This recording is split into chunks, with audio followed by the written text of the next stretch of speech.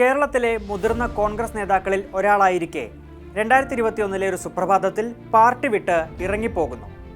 മറ്റൊരു പാർട്ടിയിൽ ചേർന്ന മാസങ്ങൾക്കുള്ളിൽ തന്നെ ആ പാർട്ടിയുടെ സംസ്ഥാന പ്രസിഡന്റ് ആകുന്നു. ഒടുവിൽ അവിടെയും തർക്കങ്ങളും വിഭാഗീയതയും. 4 വർഷത്തിനുള്ളിൽ അവിടെ നിന്ന് രാജിവെച്ച് പുറത്തേക്ക്. ഒരു രാഷ്ട്രീയ കാലയളവിൽ നേടേണ്ടതെല്ലാം നേടിയിട്ടും എങ്ങും കാലുറയ്ക്കാതെയാണ് PC ചാക്കോ എന്ന നേതാവിൻ്റെ പടിയിറക്കം. NCPയിലെ ആഭ്യന്തര കലഹത്തിന് പിന്നാലെ ഒടുവിൽ പടിയിറങ്ങേണ്ടി വരുമ്പോൾ ചാക്കോയുടെ രാഷ്ട്രീയ ഭാവി ഇനി എന്താകുമെന്നതാണ് ഒരു ചോദ്യചിഹ്നമായി അവശേഷിക്കുന്നത്.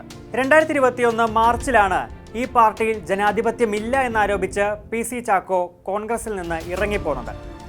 അതിനു മുൻപുള്ള PC ചാക്കോ ആരായിരുന്നു എന്നതുകൂടി നോക്കാം.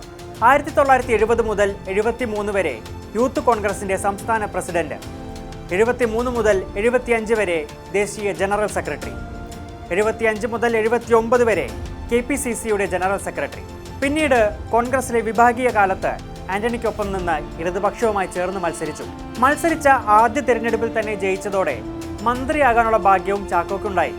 1980-81 EK നായനാർ മന്ത്രിസഭയിലെ വ്യവസായ വകുപ്പ് മന്ത്രിയായിരുന്നു PC ചാക്കോ.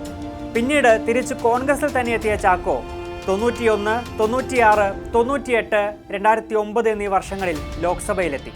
ചുരുക്കത്തിൽ മന്ത്രിസ്ഥാനത്ത് കാര്യമായി ഇരിപ്പിടം കിട്ടിയില്ല എന്നതൊഴിച്ചാൽ പാർട്ടിയുടെ പരിഗണനകൾ അവോളം ലഭിച്ചൊരു വ്യക്തിയായിരുന്നു PC ചാക്കോ. കോൺഗ്രസ് വിട്ട് NCPയിലെത്തിയപ്പോഴും ഒരു മന്ത്രിക്കുപ്പായം PC ചാക്കോ പ്രതീക്ഷിച്ചിരുന്നു.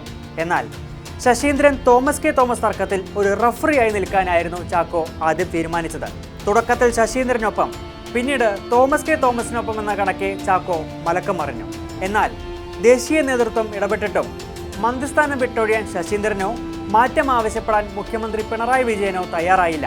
മുഖ്യമന്ത്രിയുടെ നെഞ്ചത്തു നോക്കി സംസാരിക്കാൻ അറിയാമെന്ന തരത്തിൽ പിണറായി വിമർശിച്ചുകൊണ്ട് NCP നേതൃയോഗത്തിലെ PC ചാക്കോയുടെ സംഭാഷണം കൂടി പുറത്തു വന്നതോടെ ചാക്കോ കൂടുതൽ നിരായുധനായി. തനിക്ക് മന്ത്രിസ്ഥാനം നേടിയെടുക്കാൻ PC ചാക്കോയ്ക്ക് കഴിയില്ലെന്നായപ്പോൾ ശശീന്ദ്രനോടൊപ്പം നിൽക്കുന്നതാണ് നേട്ടമെന്ന് തോമസ് കെ തോമസും തിരിച്ചറിഞ്ഞു. അങ്ങനെ AK ശശീന്ദ്രനും തോമസ് കെ തോമസും ഒന്നിച്ചതോടെ PC ചാക്കോയ്ക്ക് നിൽക്കക്കളി ഇല്ലാതെയായി. രാഷ്ട്രീയം നിലനിൽപ്പിൻ്റെതും മറുകൊട്ടം ചാടലിൻ്റെതും കൂടിയാണ് എന്നത് എല്ലാവർക്കും പൊതുവായി അറിയാവുന്നൊരു കാര്യമാണ്. എന്നാൽ കോൺഗ്രസിൽ നിന്ന് ഗ്രൂപ്പിസത്തിൻ്റെ പേരിൽ പുറത്തിറങ്ങി വന്ന NCPയിലും വിഭാഗീയതയുടെ പേരിൽ ഇറങ്ങിപ്പോരേണ്ടി വന്ന ചാക്കോയുടെ രാഷ്ട്രീയ ഭാവി ഇനി എന്തെന്ന ചോദ്യചിഹ്നമാണ് ഇനി ബാക്കിയുള്ളത്.